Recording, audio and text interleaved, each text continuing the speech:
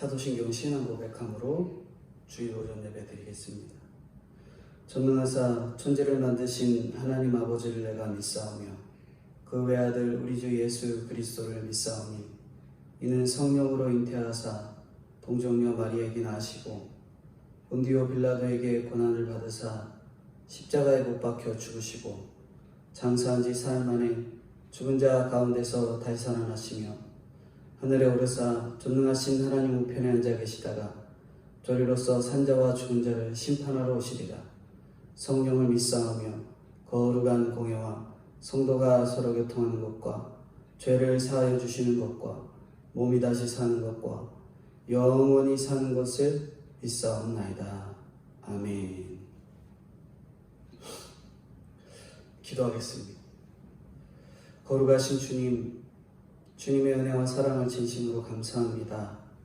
오늘도 귀한 예배로 하나님 아버지 앞에 드릴 수 있도록 은혜 베풀어 주신 주님, 저희가 비록 예배를 통해 직접적인 대면 예배를 통해 주님과의 만나는 시간을 가질 수는 없지만 이렇게 온라인을 통해서라도 주님 아버지 앞에 엎드리고 기도하며 나아갈 수 있도록 은혜 베풀어 주신 주님, 주님 저희들에게 더욱 하나님께서 주신 은혜를 더하여 주사 어려운 형편 속에서도 주님을 더욱 의지하며 주님 주신 그 은혜 속에 살아가기에 부족함 없도록 주님 은혜로 함께하여 주시고 인도해 주옵소서.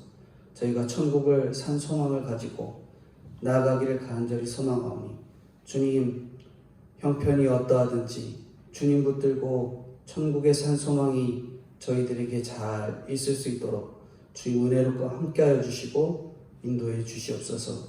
시종을 주님 아버지 앞에 맡겨드리오며 거룩하시고 은혜가 풍성하신 예수님의 이름으로 기도드리옵나이다. 아멘. 오늘 성경 말씀은 마태복음 21장 33절에서 46절까지입니다.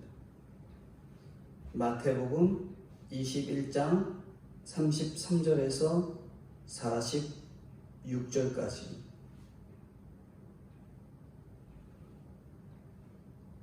제가 봉독해 드리겠습니다. 다른 한 비유를 들으라. 한 집 주인이 포도원을 만들어 산 울타리로 두르고 거기에 집자는 틀을 만들고 망대를 짓고 농부들에게 새로 주고 타국에 갔더니 열매 거둘 때가 가까우매 그 열매를 받으려고 자기 종들을 농부들에게 보내니 농부들이 종을 잡아 하나는 심히 때리고 하나는 죽이고 하나는 돌로 쳤거늘 다시 다른 종들을 처음보다 많이 보내니 그들에게도 그렇게 하였는지라. 후에 자기 아들을 보내며 이르되 그들이 내 아들은 존대하리라 하였더니 농부들이 그 아들을 보고 서로 말하되 이는 상속자니 자 죽이고 그의 유산을 차지하자 하고 이에 잡아 포도원 밖에 내쫓아 죽였느니라. 그러면 포도원 주인이 올 때 그 농부들을 어떻게 하겠느냐. 그들이 말하되 그 악한 자들을 진멸하고 포도원은 제때의 열매를 바칠 만한 다른 농부들에게 새로 줄지니이다. 예수께서 이르시되 너희가 성경의 건축자들이 버린 돌이 모퉁이의 머릿돌이 되었나니 이것은 주로 말미암아 된 것이요 우리 눈에 기이하도다 함을 읽어본 일이 없느냐. 그러므로 내가 너희에게 이르노니 하나님의 나라를 너희는 빼앗기고 그 나라의 열매 맺는 백성이 받으리라. 이 돌 위에 떨어지는 자는 깨지겠고 이 돌이 사람 위에 떨어지면 그를 가루로 만들어 흩으리라 하시니 대제사장들과 바리새인들이 예수의 비유를 듣고 자기들을 가리켜 말씀하신 줄 알고 잡고자 46절 같이 보겠습니다. 잡고자 하나 무리를 무서워하니 이는 그들이 예수를 선지자로 알미었더라. 아멘. 오늘 마태복음 21장 33절부터 46절까지 하나님 나라를 받을 자가 되라 하는 내용으로 오늘 본문을 전해드리려고 합니다. 지금의 상황은 코로나로 인해 언론을 통해 보면은 기독교가 엄청난 문제의 핵심으로 놓여 있지요. 지금 저희들이 이러한 형편과 이러한 삶 속에서 하나님 나라의 왕권을 수락하고 복종하면서 하나님 나라를 받는 자가 있다면 오히려 거꾸로 그렇지 못하고 하나님 나라를 빼앗기는 자가 있습니다. 대제사장과 백성의 장로들은 알면서도 하나님 나라를 빼앗긴 사람들이지요. 하나님 나라를 받을 자가 누구일까? 하나님 나라의 백성이 누구일지 오늘 이 포도원 농부의 비유를 들어서 설명하는 예수님의 말씀을 통해서 살펴보고자 합니다. 하나님 나라를 받을 자, 첫 번째로는 이 세상이 새로 받은 것임을 깨닫는 것이 하나님 나라를 받을 자가 되는 거죠. 33절인데요. 제가 봉독해 드립니다. 다른 한 비유를 들으라. 한 집주인이 포도원을 만들어 산 울타리로 두르고 거기에 집자는 틀을 만들고 망대를 짓고 농부들에게 새로 주고 타국에 갔더니 대제사장과 백성의 장로들은 예수님이 예루살렘 성전에 들어가 둘러엎으시고 내어 쫓은 뒤에 다시 말씀으로 가르치시자 무슨 권세가 있냐 물어보셨잖아요. 물어봤죠. 그러나 예수님은 두 아들을 비유하시고 두 번째로 오늘 포도원 비유를 하십니다. 그들이 얼마나 듣지 않으면 이렇게 비유를 이렇게 여러 번으로 말씀하실까요? 이들에 대한 예수님의 양육 방법은 비유로 말씀하시고 반문하여 대답하시는 것입니다. 대제사장과 장로들에게는 성경 보세요. 그건 안 되고 성경 보는 것에 대해서 어떻게 생각하십니까? 하고 물어야 하는 거죠. 그러면 그들의 진심이 나온 겁니다. 죽음을 앞둔 예수님이 양육하면서 부정과거인 들어라 하신 이것은 반드시 귀를 기울이고 들으라는 거예요. 그들이 죽어도 못 듣기 때문에 그런 거거든요. 몸이 아프고 지치면은 부부간에도 싸움이 나죠. 저와 집사람 간에도 지치면 서로 힘든 말을 하고 말다툼을 할 때가 종종 있습니다. 그럴 때마다 답이 안 나오네. 그런 상황인데 옆에서 둘째 아이가 와서 엄마 아빠 가서 말씀 보세요. 예수님 믿으세요. 하면 서로 있다가 불편한 마음으로 계속 있다가 아이가 그런 말을 하면 갑자기 웃음이 나오면서 문제가 해결될 때가 있습니다. 이렇게 어린아이들도 주님을 믿고 해결책이 말씀이 있다는 것을 알죠. 근데 왜 잘 안 들리는가? 오늘 본문에 나오는 대제사장들과 장로들이 왜 듣지 못하는가? 어떤 사람이 잘 안 들릴까요? 어떤 사람이 잘 안 들릴 것 같으세요? 바로 대제사장과 같은 기득권자, 장로들과 같이 배부른 자, 잘 먹고 잘 사는 자가 잘 안 들리는 거죠. 말씀에 지난번에 앞에 말씀에 비유해서 집주인은 하나님이고 포도원은 이스라엘, 농부는 유대 지도자들이고 종들은 선지자이고 아들은 예수 그리스도예요. 우리는 포도원이 될 수 없는 인생입니다. 하나님 돌밭 가운데 포도원을 만들고 산울타리를 두르고 집자누틀을 만들고 망대를 지었잖아요. 돌밭 같은 나를 포도원으로 만드시고 열매를 거두도록 모든 준비를 해주신 후 새해를 주고 타국에 가신 거죠. 34절인데요. 열매를 거둘 때가 가까우면 그 열매를 받으려고 자기 종들을 농부들에게 보내니 우리에게 모든 조건을 마련해 주신 주님은 이제 뭘 내놓으라고 그래요? 열매를 내놓으라고 합니다. 하나님은 절대 우리에게 무리하게 요구하는 분이 아니에요. 다 준비시키시고 이제 열매만 내놓으라고 하시는 것이죠. 무리한 요구를 하는 분이 아닙니다. 그런데 우리는 황량한 대지에서 열매만 나오면 모든 것을 드리겠다고 하나님 앞에 기도하면서 서원하고 매달리다가도 열매가 정말 무성해지면 뭐부터 안 해요? 11조부터, 11조 드리는 것 자체부터 아깝습니다. 처음에는 밥만 먹어도 감사했는데 시간이 지나면 지날수록 예배 드리는 것도 귀찮고 일주일에 한 번 예배 드리면 그만이지 그렇게 생각하고 주일마다 하나님 앞에 나와 봉사하고 예배 드리는 것 피곤해합니다. 돈만 벌게 해주시면, 이 병만 고쳐주시면, 우리 자녀 이 자식 문제만 해결해 주면 모든 것을 드리겠다고 하는데 막상 얻고 나면 내 것, 원래 내가 했으니까, 내가 키웠으니까, 내가 했으니까 하면서 착각해버리고 갑니다. 35절인데 농부들이 종들을 잡아 하나는 심히 때리고 하나는 죽이고 하나는 돌로 쳤거늘. 농부들이 주인이 보낸 종들을 잡아서 때리고 돌로 쳤습니다. 돌로 쳤습니다. 왜 그랬을까요? 제가 앞에 말씀드린 것처럼 내 것인 줄로 착각하고 하나님께 내놓기 싫어서 그런 거예요. 우리 그렇잖아요. 하나님이 에덴 동산을 만들어 풍성하게 하신 뒤에서 선악과 하나만 먹지 말라. 정말 모든 것을 누리고 선악과 하나만 하지 말라. 모든 것을 누리는데 한 가지만 하지 말라는 그 요구를 하셨는데 우리가 그것마저도 욕심내는 거죠. 11조도 드리기 싫다는 겁니다. 우리는 어떤가요?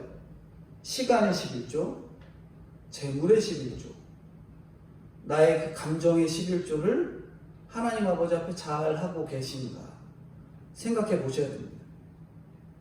대제사장과 백성의 장로들에게 포도원에 대한 책임을 주셨는데도 도리어 포악을 부리는 거예요. 이 세상의 모든 학벌과 재능, 재물, 부귀는 하나님이 달라고 하실 때 드리기 위한 것입니다. 하나님이 내놔라 하면 언제든지 드릴 수 있어야 되는 거예요. 하나님은 새로 주신 것을 달라고 하실 자격이 있습니다. 다 해줬잖아요. 우리는 하나님께 새로 받은 것을 시간이 지나면 아까도 말씀드린 것처럼 누구 걸로 착각해요? 내 걸로 착각하죠. 내 거.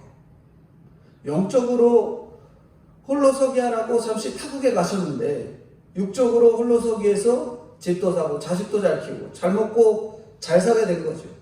그러니까 아무것도 빼앗기고 싶지 않고 주고 싶지 않고 내 것으로 여기는 거죠.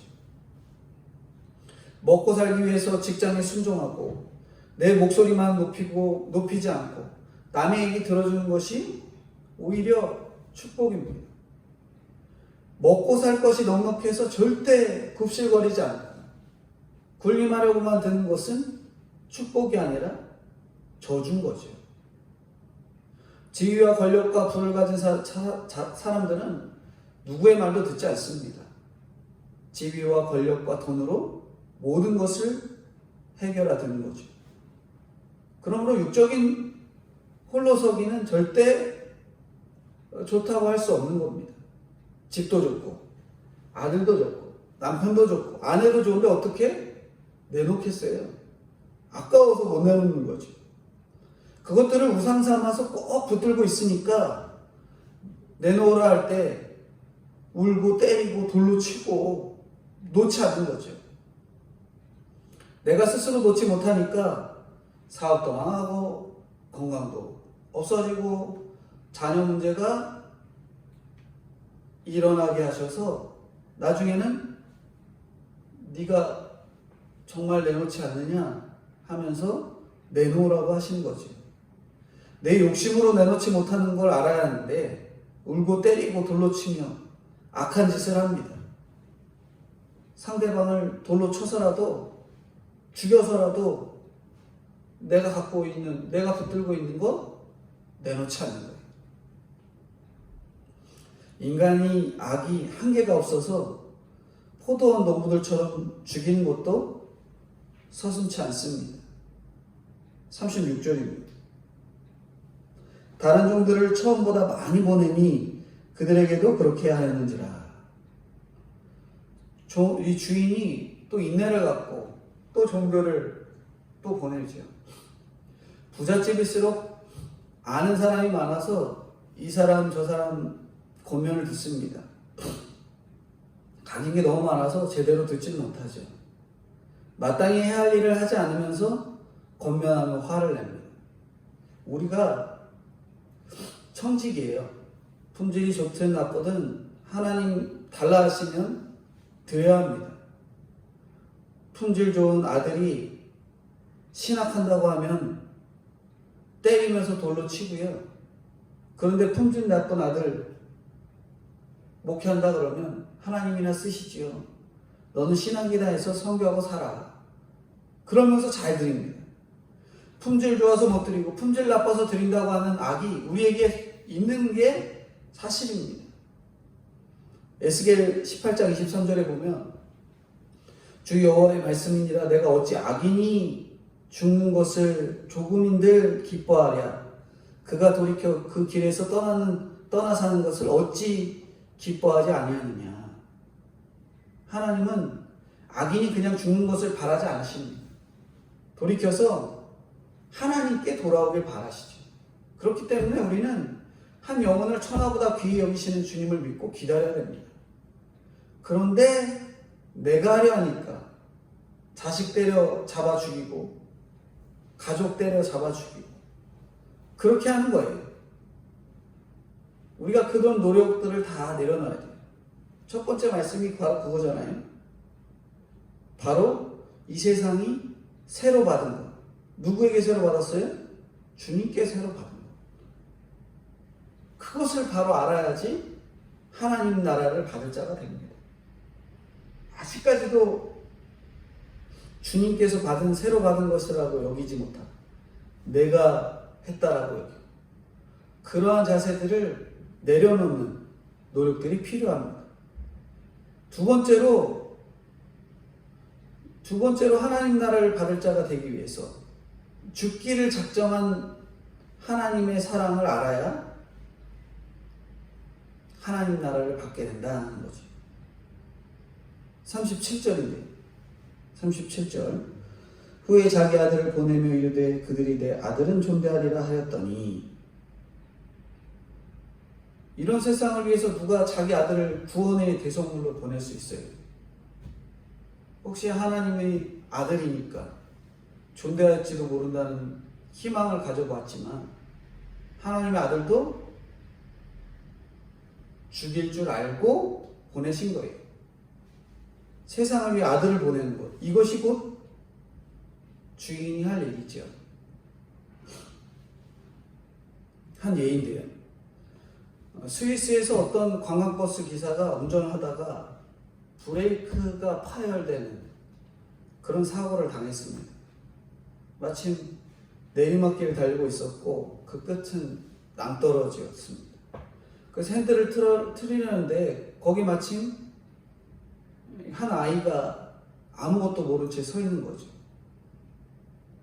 놀고 있는 거예요. 한쪽은 낭떠러지고 한쪽은 어린아이가 놀고 있습니다. 아이를 죽일까 낭떠러지로 갈까? 우리는 어떤 선택을 할 것 같으신가요? 기사는 낭떠러지가 아니라 아이를 죽이기로 마음먹고 핸들을 틉니다. 근데 그 아이가 바로 그 운전기사의 아들인 거지. 백성에 대한 사랑으로 아이를 죽이고 그래서 많은 백성이 살아나는 것. 이것은 바로 하나님의 사랑이지요.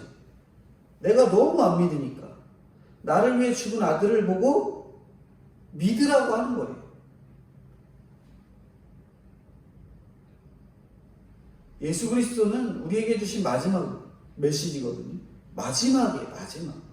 그렇기 때문에 예수님을 믿지 않으면 우리는 끝이에요. 끝. 예수님을 영접하지 않은 대제사장과 백성의 장로들에게는 영원한 끝이 기다리고 있습니다.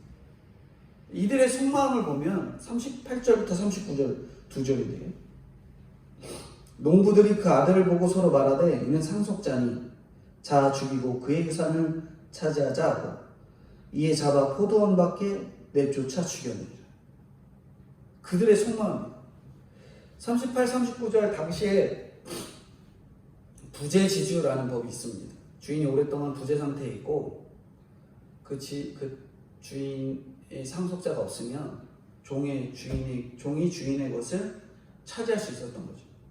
그러니까 상속자가 있더라도 죽이면 종이 주인의 소유를 차지할 수 있는 거예요. 새로 준 포도원이 좋아서 영원히 살 것으로 착각을 하고 대제사장과 장로들이 의논합니다. 그런데 의논하는 것이 뭐 하는 거예요? 남 죽이는 거. 포도원 주인의 자식을 죽이는 겁니다. 40절입니다. 그러면 포도원 주인이 올 때에 그 농부들을 어떻게 하겠느냐? 어떻게 하겠느냐?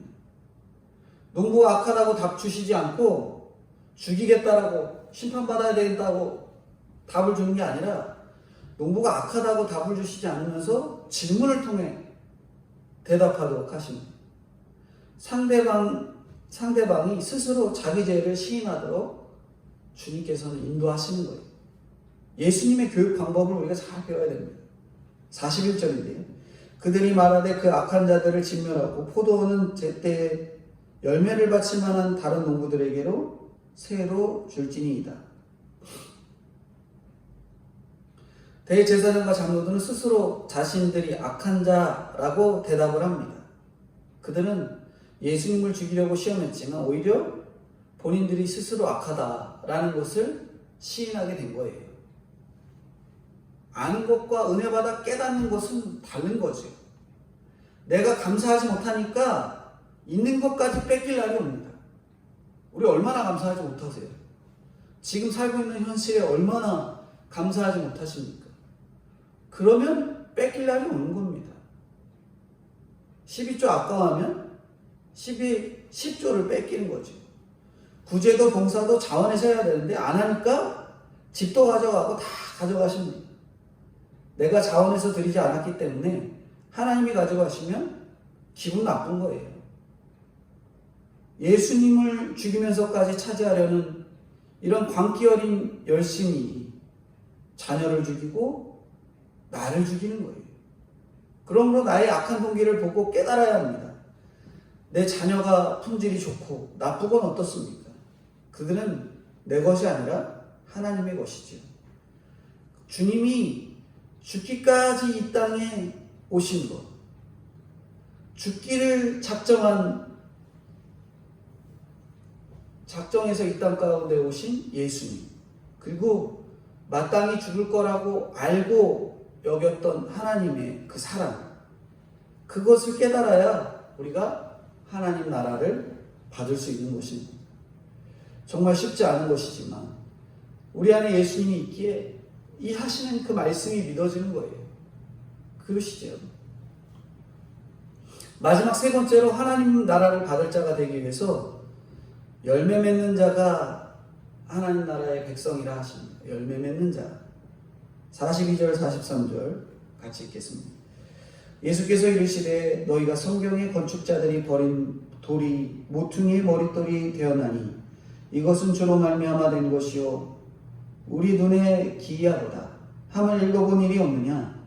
그러므로 내가 너희에게 이르노니 하나님의 나라를 너희는 빼앗기고 그 나라의 열매 맺는 백성이 받으리라.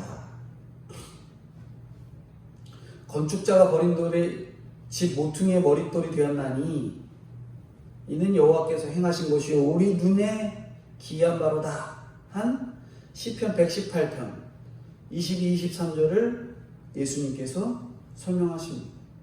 너희는 대제사장과 장로들이 아니냐 이것을 읽지 않았느냐 물으시면서 성경을 그대로 이루어진다 라고 말씀하십니다.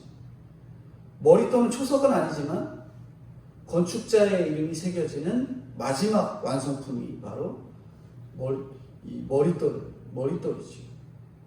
예수님은 머릿돌이 되기 전에 버려지셔야 했습니다. 우리도 버려져야 되는 일이 있어요. 내가 아무것도 할 수 없는데 가만히 있는 것이 너무 어렵잖아요. 홍해를 바라며 가만히 하나님이 베푸시는 것을 기다리는 게 크게 어려운 거죠. 당장 여리고와의 전쟁에 앞서 있는데 할례를 하고 가만히 회복될 때까지 기다리는 거, 그거 너무 어려운 거죠. 건축자들은 전문가니까 어떤 돌이 좋은지 잘 압니다. 그런데 그런 건축가도 가치를 알아보지 못하고 버리는 돌이 있습니다. 대제사장과 장로들은 성경 전문가, 교회 전문가, 그런데 그들은 하나님 나라를 뺏기고 아무것도 모르는 백성이 하나님 나라를 받는 거죠. 우리는 때론 버리고 싶은 한 사람이 있어요. 근데 그 한 사람 때문에 내가 머릿돌이 됩니다. 그리고 내가 머릿돌이 되었다면 그들도 머릿돌이 될 수 있음을 될 수 있다는 것을 믿기를 바라셔야 돼요. 하나님은 전문가들이 버린 돌로 머릿돌을 세우십니다. 대제사장 장로들이 버린 예수님을 머릿돌로 세우신 거죠. 내 옆에 형편없는 식구들이 바로 예수님이에요. 그들이 아니면 내가 어떻게 하나님 알겠어요? 내가 기도하는 데 되는 가장 큰 이유가 뭐 같으세요? 내 옆에 있는 버린 돌 같은 자들, 진짜 머릿돌 될 자들이 옆에 있기 때문에 내가 하나님을 알고 매달리고 기도하고 있는 거 아니겠어요? 내가 어떻게 머릿돌이 되겠습니까? 새로 받은 내 식구, 내 자녀가 너무 좋으면 그것을 어떻게 하나님 나라를 얻을 수 있겠어요? 내가 이 세상을 새로 받았다는 걸 알게 하기 위해서 내 식구, 내 자녀, 내 남편, 내 아내가, 내 부모가 수고를 합니다. 가족은 나의 구원을 위해 하나님이 묶어준 사람들이라는 것을 아셔야 돼요. 이게 핵심입니다. 가족은 나를 하나님한테 묶어두기 위해서 준 사람들이라는 거죠. 그걸 믿는 순간 나의 그 속을 썩이고 나라와 자꾸 다툼을 하고 문제를 일으키고 하는 식구들의 모습을 보면 하나님께 감사하고 그들이 그런 수고를 하는 것에 눈물을 흘리며 오히려 기도를 해주게 되는 거죠. 그런데 우리가 외모를 취하기 때문에 공부 잘하고 끝까지 그렇게 잘 되는 게 좋아요. 형편없고 보잘것없는 사람은 버리고 싶고 상대하고 싶지 않습니다. 그러나 인생에서 산전수전 다 겪으면 외모로 취하는 안목이 아니라 하나님의 안목이 생기는 거예요. 결혼 전에 명품만 걸치고 다니는 사람은 결혼 후에 그것이 십자가가 되는 거죠. 만일 남자가 명품을 쫓는 사람이라면 아내가 그것을 어떻게 봐줄 수 있겠어요?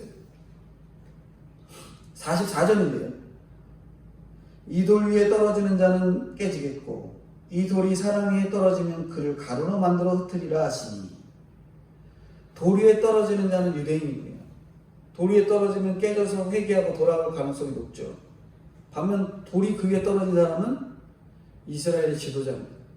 돌이 떨어지면 가루가 돼서 돌아올 수 없어요. 영원한 심판인 것입니다. 십자가와 가장 반대되는 말은 자기 자랑. 십자가 반대가 뭐라고요? 자기 자랑입니다. 자기 자랑. 자기를 자랑하는 사람이 교회 많으면 많을수록 교회에서는 갈등이 많아지고요. 신앙생활의 정수는 십자가입니다. 십자가. 환상을 보고 예언을 낳고 치유의 능력을 가진 것이 최고의 은사라고 생각하는 최고의 성도는 주님을 위해서 자기 주제를 알고 자기 자리에서 십자가 지는 사람, 그런 사람이죠. 자기가 져야 될 십자가 잘 지는 사람. 십자가를 잘 지는 사람은 돈이고 학벌이고 외모가 없어도 나중에는 존경받을 수밖에 없습니다. 예수님이 바로 그랬거든요. 아무것도 없었잖아요. 근데 존경받습니다. 가만히 있어도 하나님께서 그렇게 소문을 내주시는 거예요. 45절입니다. 대제사장과 바리새인들이 예수의 비유를 듣고 자기들을 가리켜 말씀하신 줄을 알고, 대제사장과 장로들이 예수님의 비유가 자기들 가리켜 하신 말씀인 줄 알았다고 합니다. 그러나 정말 대단한 발견을 했는데도 자기들한테 은혜가 되죠. 나한테 한 말이구나. 알았으면 회개하고 엎드러지고 그 말대로 순종해야 되는데 그대로 하지 않는, 은혜가 되지 않는 거죠. 말씀을 매주 맨날 매시 듣는데도 은혜가 되지 않니 말씀대로 행동하여 안 나오는 거예요. 46절입니다. 잡고자 하나 무리를 무서워하니 이는 그들이 예수를 선지자로 알미었더라. 내가 전도한 사람이 나를 보호해줘요. 예수님이 그동안 복음을 전했던 수많은 사람들이 두려우니까 이 장로와 대제사장이 예수님 못 잡죠. 두려웠다 그러죠. 나 때문에 사는 사람들이 나를 위해 생명을 내놓을 수 있기 때문에 그렇습니다. 직분이 좋고 가르치는 게 좋아서 다른 사람을 살리는 데 관심이 없으면 대제사장이 되고 말입니다. 영혼을 살리는 데 관심 없으면 그저 가르치기 좋아하는 대제사장의 삶을 살 수밖에 없습니다. 이들은 말씀이 들리지 않으니까 시기하고 질투하는 데 바쁘죠. 교만해서 나는 맞고 너는 무조건 틀리다. 그렇게 하고 있습니다. 버린 돌이 머릿돌이 된 것처럼 없으면 좋을 사람, 하찮은 사람, 괴로운 사건을 통해서 나를 머릿돌 되게 하셨다면 그들도 머릿돌이 되게 하실 것을 믿고 기도하고 나가야 됩니다. 오늘 세 가지로 말씀을 드렸는데, 하나님 나라를 받기 위해서 이 세상이 새로 받은 것임을 깨닫는 것, 죽기를 작정한 하나님의 사랑을 알아야 하나님 나라를 받는다. 열매 맺는 자가 바로 하나님의 백성이라고 말씀합니다.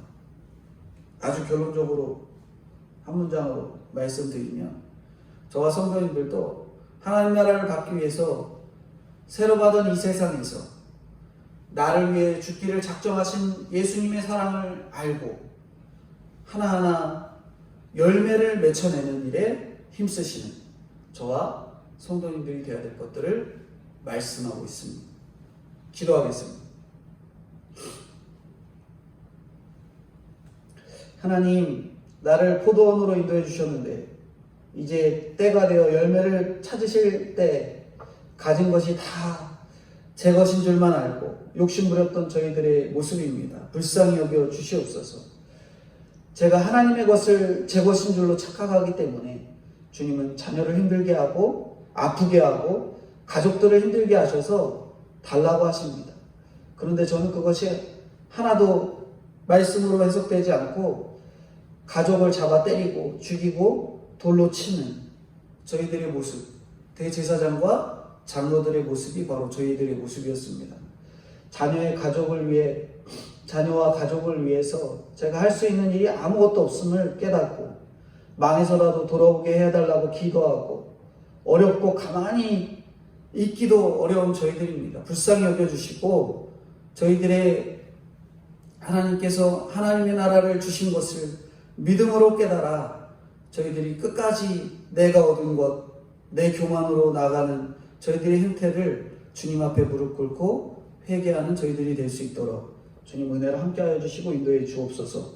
건축자의 버린 돌이 머릿돌이 되었다고 하시는데 없었으면 좋겠고 죽기는 바라는 그 식구들의 수고로 내가 머릿돌이 되었습니다.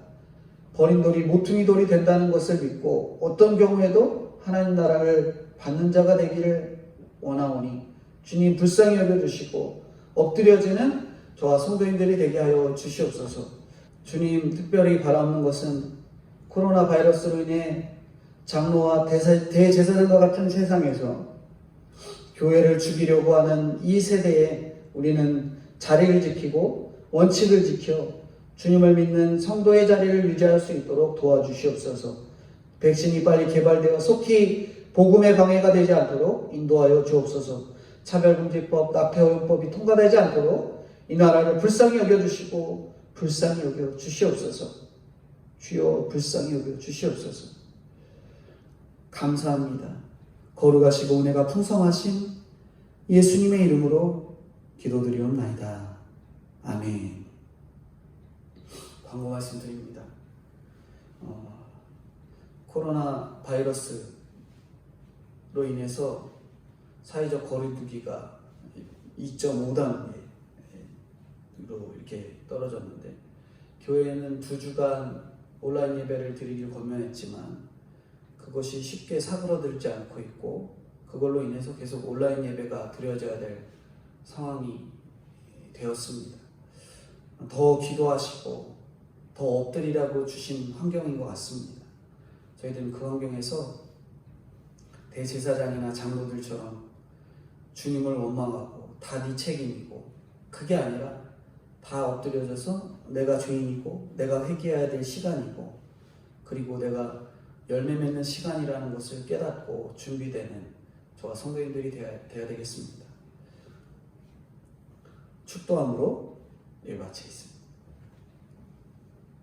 지금은 우리 주 예수 그리스도의 은혜와 아버지 하나님의 무한하신 사랑하심과 성령님의 교통 감화 인도하심이 하나님의 나라를 준비함으로 열매 맺기에 부족함 없는 저와 동신교회 성도님들의 머리 위에 영원토록 함께 계실지어다. 아멘.